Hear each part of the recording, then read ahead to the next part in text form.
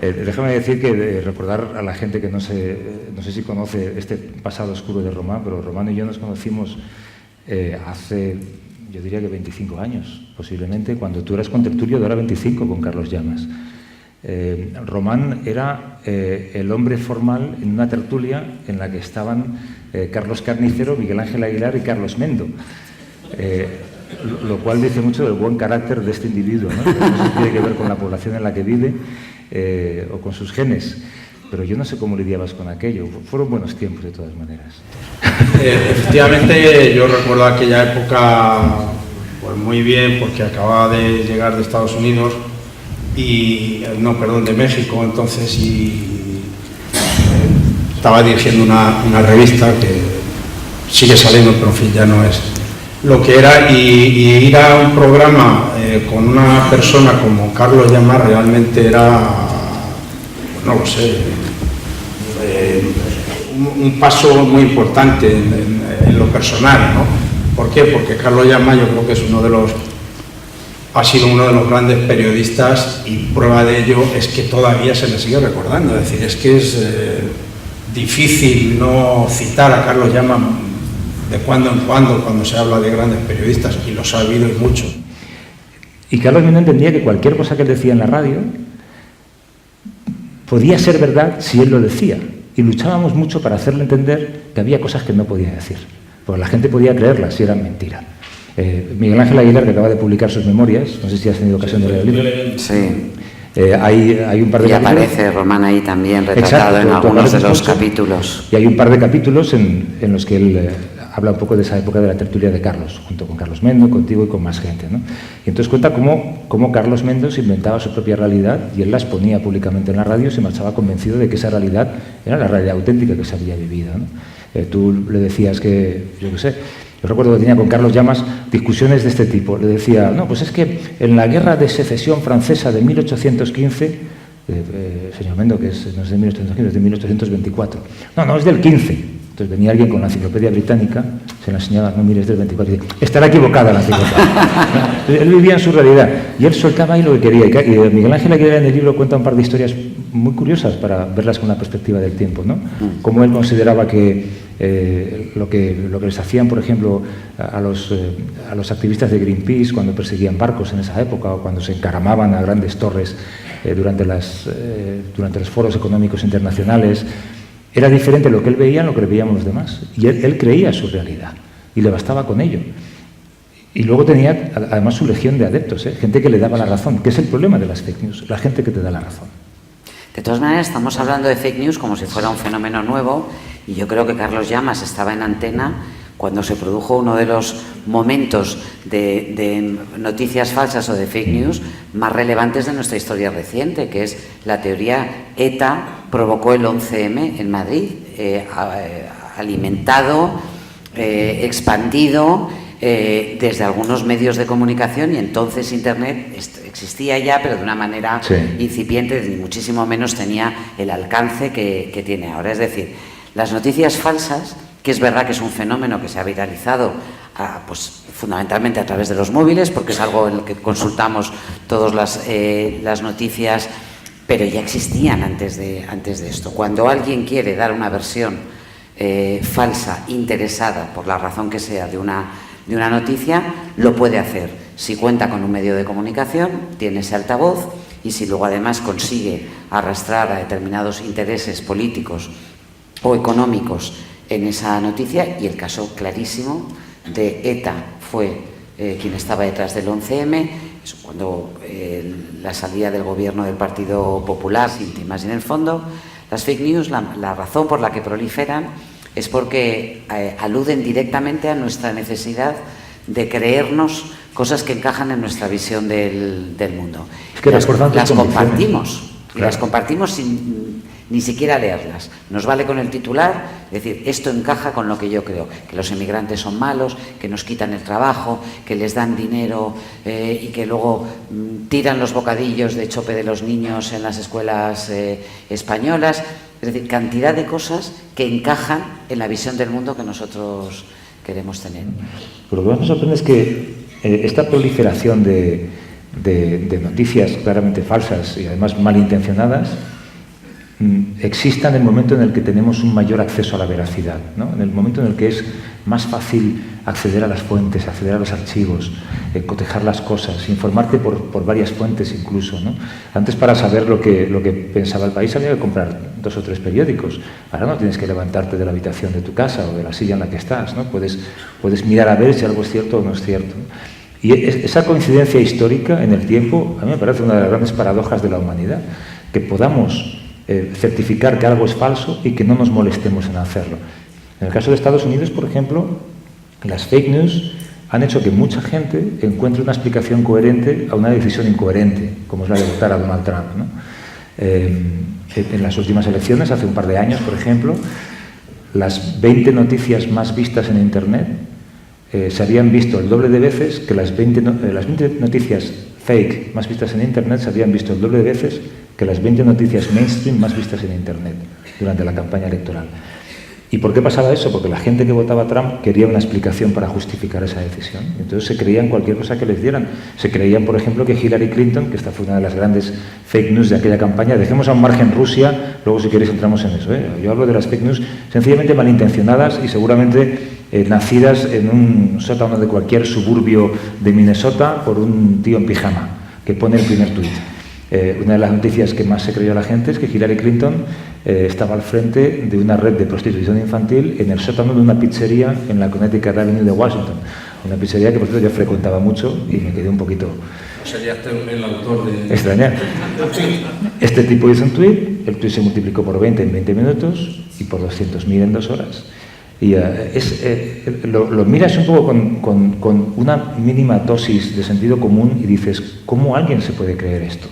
Es muy fácil que alguien se lo crea. No tenéis la impresión, por lo menos ya en algunos casos, de que la gente quiere autoengañarse a sí misma. Es decir, como yo me creo eso sabiendo que es mentira porque me lo quiero creer porque refuerza mi posición ideológica. Es decir, porque es imposible.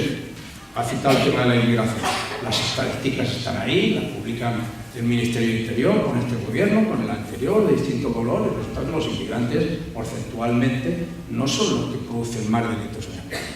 No, tengo la teoría un poco loca de que las fake news es lo mejor que nos puede ocurrir a los periodistas, después de haber pasado por una época de divorcio profundo con nuestros lectores, nuestros oyentes porque sí que ha habido una quiebra. Yo creo que fundamentalmente tras la crisis económica que hemos vivido todos, ha habido un divorcio, ha habido una sensación por parte de los lectores, de los ciudadanos, que los periodistas no les estábamos contando las cosas tal y como eran.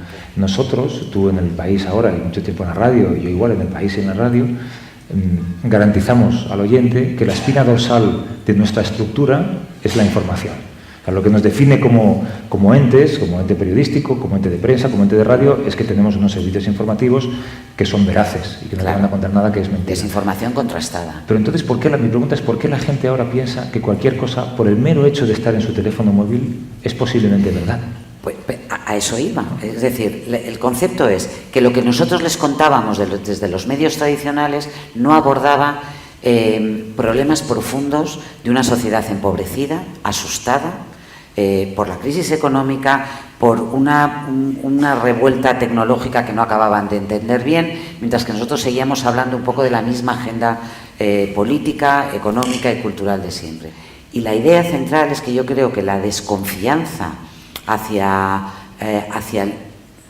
los periodistas, que en algún momento igual no hicimos nuestro trabajo bien, ahora puede mutar en una nueva alianza con los lectores, que se dan cuenta que buena parte de la información que les llega a sus móviles es información tóxica, no es cierta, no es real, y necesitan identificar de nuevo quién sigue los procedimientos, que es algo que solo Gallego defiende mucho. Lo único que nos diferencia de cualquier página pirata son los procedimientos. Para que una noticia salga en Antena en la SER o salga publicado en El País o en cualquiera de los medios que son fiables y tal, tiene que tener un mínimo no solamente de verosimilitud, sino tiene que estar contrastada. Pero si realmente en las escuelas, como comentabais, y nosotros en las familias y en las escuelas de ciudadanos como estos, nos obligamos a pensar y a reflexionar sobre cuál es nuestro papel en esa difusión de noticias, quizá nos obligamos a prestar más atención a lo cierto, a lo real, y eso hasta ahora solo te lo garantizan los medios de comunicación tradicionales. Yo creo que esa es una visión que puedo compartir en cierta medida, pero es muy optimista. Luego hay otra que es casi apocalíptica. Yo creo que salimos todos salpicados de esto que está pasando, ¿no? Y además me parece que Trump, que es muy listo en ciertas cosas, es muy listo en su maldad, ha puesto en marcha una perversión que está calando, por lo menos en Estados Unidos, que es llamar fake news a todo aquello que tú no compartes. Sí. Él, a los medios convencionales, a todo lo que publica el New York Times o la CNN, que son los medios que él llama de izquierdas, cada vez que publican algo negativo sobre su acción de gobierno, él lo denomina fake news. Y esa definición empieza a calar. Fake news es todo aquello que no coincide con tu manera de pensar.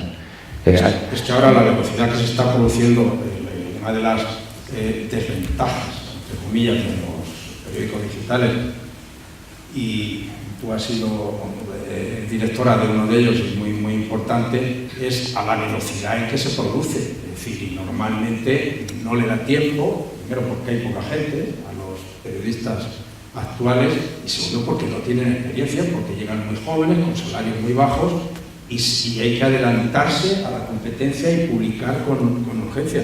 Entonces ese procedimiento de comprobar que los datos son exactos prácticamente no se está haciendo, se está haciendo muy poco. Yo perdonadme, pero estoy en absoluto desacuerdo con vosotros. La redacción del New York Times o del New Yorker, digamos que es otra dimensión, pero tú trabajas aquí en el Lanza o en la SER, tú no tienes la posibilidad de tener un fact-checker. Y eso no significa que tu información sea de peor calidad que la que dan otros compañeros. Cualquier periodista, da igual la edad que tenga, sea recién llegado a la profesión o tenga todos los galones del mundo, está obligado a que la información que cuenta sea veraz y comprobada. Y cualquier jefe de sección de una redacción grande, pequeña o medio pensionista, está obligado a preguntarle a sus redactores y a su equipo, decir, esto que me estás contando, que dices que ha dicho el alcalde, es tal cual, este dato es cierto. Ojalá tuviéramos todos un departamento para ir corrigiendo y subrayando y tal, pero esa es la labor básica del periodismo, ya seas el New York Times o ya seas una pequeña... Naturalmente que se hace. Sí, pero... No, hombre, ¿cómo se van a hacer en todos los sitios? No, pero digamos, pero eso, Román, es el ABC, vamos, es lo que yo aprendí. Sí, es el ABC, es decir, tú te puedes equivocar. Tú puedes ser un periodista, bueno, que infla las cosas y tal y cual. Una redacción honesta y profesional, a lo mejor no llega hasta Irak o no llega a Sidi Ifni o no llega y tal, pero la información que da de su localidad, en su ámbito, tiene que ser impecable. Es que, perdón, la inmediatez ya no es un valor, la inmediatez está ahí, claro. Todo es inmediato. El otro día, te pongo un ejemplo, hace 10 días... yo no dije en antena que había muerto Montserrat Caballé hasta que no hablamos con un médico del hospital que nos lo confirmó, pero hacía media hora que la gente ya lo estaba comentando por internet. Es así de sencillo, coger el teléfono y llamar. ¿Qué vas a hacer? Llamar a la familia, a ver si se pone Montserrat. Tendrás que llamar a alguien que te diga si es verdad o no es verdad. Pero la inmediatez no es tan importante como solía ser, Román, y en la radio tampoco, ¿eh? Y yo a la gente que trabaja conmigo siempre se lo digo, no tengo ninguna prisa por dar ninguna noticia, ninguna prisa.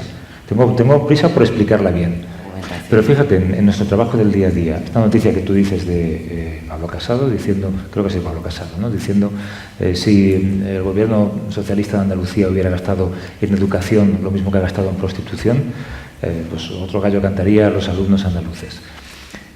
Cada vez que metemos ese extracto de voz, deberíamos parar la emisión en la radio o poner un asterisco en el periódico y abajo explicar cuál es la verdad de esta afirmación. Porque es verdad que no es nuestra redacción, es un político el que ha dicho eso.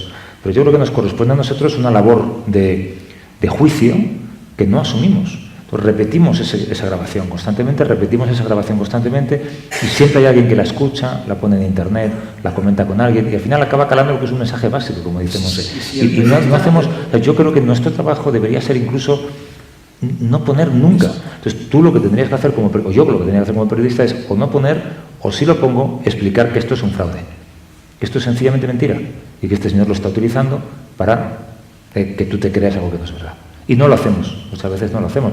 Yo escucho informativos en los que escucho auténticas barbaridades y la persona que presenta ese informativo no hace ni siquiera un gesto de esto vamos a ponerlo en duda, ¿sabes? Sencillamente lo cuentas, metes y al final escuchas a unos y otros diciendo auténticas fake news.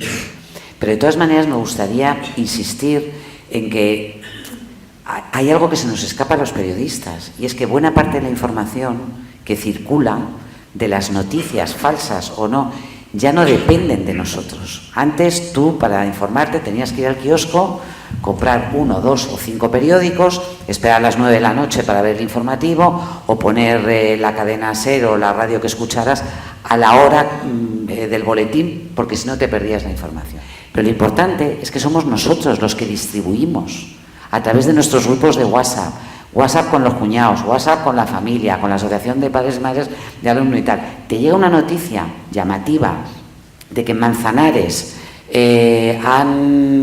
no quiero poner ejemplos dramáticos, pero ha ocurrido algo terrible y se cree que ha sido fulano o zutano o no sé qué tal, y la tentación es a compartirlo inmediatamente, sin plantearnos quién está compartiendo esa noticia. Como viene de alguien de nuestro entorno, le damos credibilidad, pero no sabemos quién la ha redactado, quién la ha escrito, con qué fines, y lo compartimos y nos indignamos, qué vergüenza, que no sé qué tal.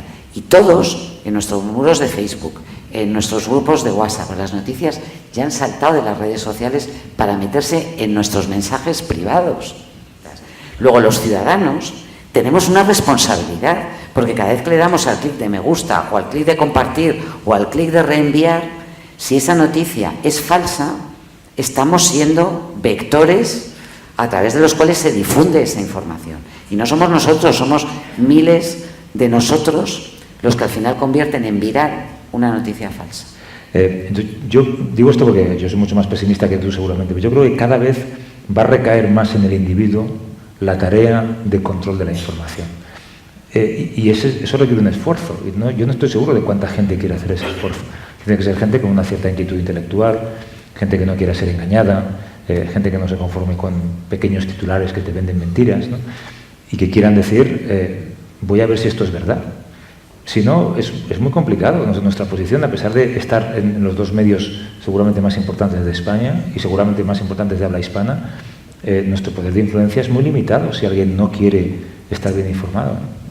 Lo primero, o sea, yo siempre he pensado que, y lo hago en mi vida diaria, yo si escucho un programa de radio es con el objetivo de aprender algo, para que me entretenga o para que me cuente lo que ya sé, no me vale. Yo quiero acabar de escuchar el programa y decir, bueno, pues he aprendido esto, he conocido un punto de vista nuevo, he aprendido sobre algo que no conocía. Entonces, esta es un poco la base con lo que hacemos cada segmento de radio, ¿no? Luego hay una cosa que sí que es verdad que yo traje de Estados Unidos y que lo usé mucho, y que lo uso mucho, y es usar el humor como herramienta de conocimiento. A mí me sorprendía, yo era un fanático de Jon Stewart en el Daily Show, y en las elecciones en las que Obama fue reelegido, resulta que el 60% de las personas entre 25 y 50 años se informaban en el Daily Show, que es un programa de humor. Pero ¿qué pasa? Es el programa que mejor... sí, es el programa que mejor te informaba.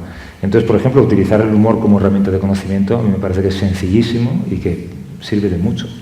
Y luego hay cosas...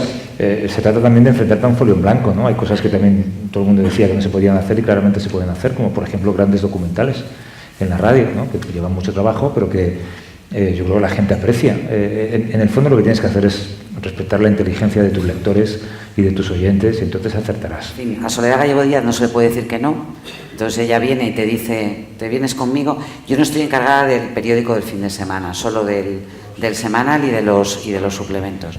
Claro, viene Soledad Gallego Díaz, 67 tacos, una energía a prueba de bombas, ha puesto la redacción patas arriba, nos tiene a todos como locos corriendo a ver qué le llevamos, la mejor información, las mejores ideas, porque es curiosa, seria, profesional, vive el periodismo desde primera hora de la mañana hasta la última, es divertida, es inteligente, tiene donde mando, sabe lo que es, bueno, tú la conoces bien y habéis coincidido en el país durante mucho tiempo. Entonces es uno de esos extraños lujos que te permite la profesión de vez en cuando, y esto parte con una mujer que ya era hora, por cierto, que llegara a la dirección de un periódico como El País. Y lo está transformando, pero lo está transformando con la gente que ya estaba en El País. Y está recuperando, yo creo que algunas formas de trabajar de la redacción que eran muy del País y que en los últimos años... Pero no solo las firmas, sobre todo las formas. Ella, cuando le dieron el premio Ortega y Gasset, antes de que se supiera que iba a ser la directora del País, en el recibimiento, cuando recibió el premio, ella no habló de su carrera, era un premio a la trayectoria.